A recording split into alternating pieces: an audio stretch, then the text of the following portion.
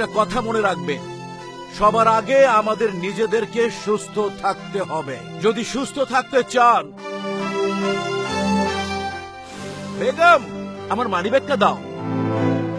দুপুরের খাবারটা খেয়ে যান, না হলে শরীরটা খারাপ করবে তো। আরে নিচে লোকজন বসে আছে, সবাইকে নিয়ে মিটিং এ যেতে হবে। আজ কিন্তু আপনার প্রিয় মশলা দিয়ে রান্না করেছি।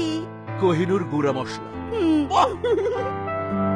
ভাইয়া, ভাবির কারণে আজকের রান্নাটা খুব মজার হয়েছে। না, তোমার ভাবির কারণে না, খাবারটা মজা হয়েছে কোহিনূর গুঁড়া মশলার কারণে। এই জন্য তো কোহিনূর গুঁড়া মশলা আমার এত প্রিয়। লক্ষ কোটি গৃহিণীর একমাত্র পছন্দ কোহিনূর গুঁড়া মশলা, চ্যাম্পিয়নদের মাঝে চ্যাম্পিয়ন, বিএসটিআই অনুমোদিত।